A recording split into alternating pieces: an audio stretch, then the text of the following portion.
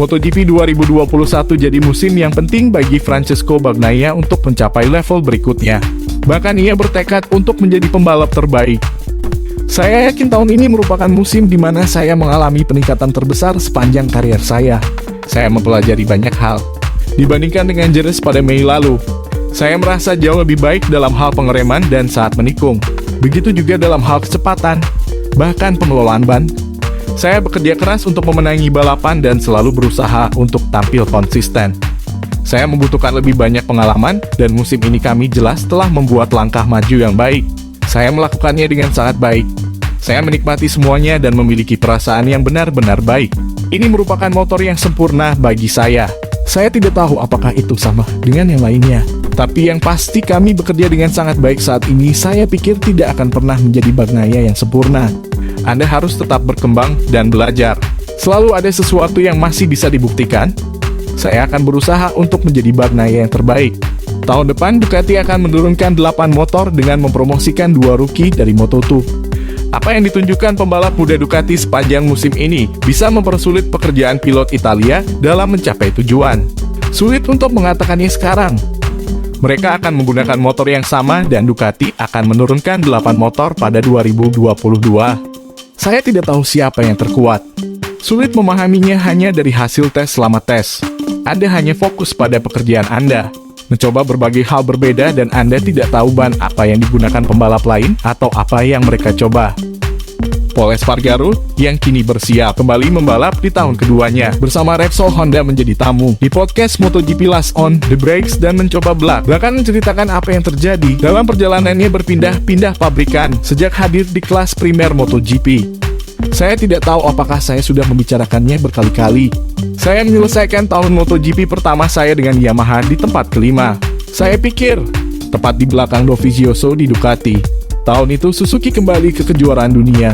Saya mendapat tawaran, kami berbicara dengan mereka. Saya mendapat beberapa janji dari Yamaha. Bisa dibayangkan beberapa dari mereka saat itu membicarakan pengunduran diri Valentino Rossi setelah saya hampir mencapai puncak di tahun pertama saya.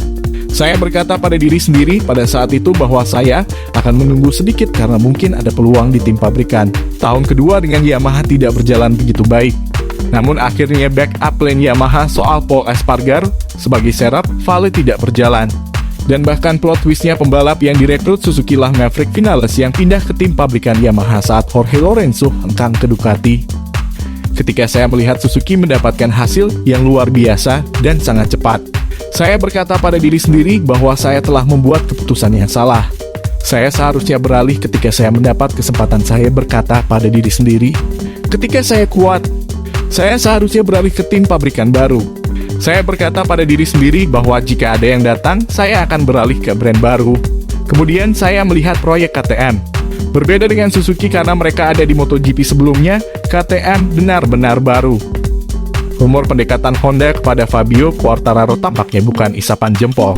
Kedua pihak dikabarkan akan bertemu di Barcelona membahas kontrak 2023. Honda sepertinya menjadi tim yang paling berani untuk selangkah lebih maju dalam persaingan bursa pembalap.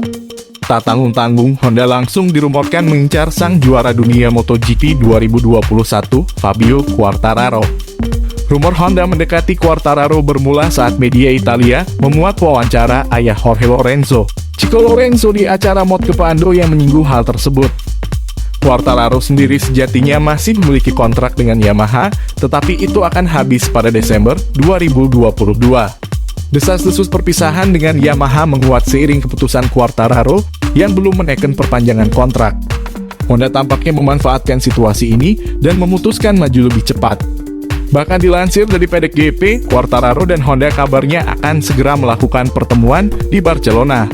Namun tanggal pertemuan itu belum diungkap. Honda sendiri masih memiliki kontrak bersama Marc Marquez hingga 2024. Tetapi mereka tampaknya tidak ingin lagi mencari sosok yang bisa mendukung Marquez belaka. Apalagi setelah bermunculan rumor pensiunnya Marquez akibat diterpa berbagai cedera ditambah usianya yang sudah mendekati 30 tahun. Hal tersebut membuat Honda mulai memikirkan masa depan mereka dan berniat mencari juara dunia baru pengganti Marquez. Itu tadi informasi tentang MotoGP pada kali ini. Jika kalian menyukai informasi mengenai MotoGP, jangan lupa like, komen, dan subscribe channel ini.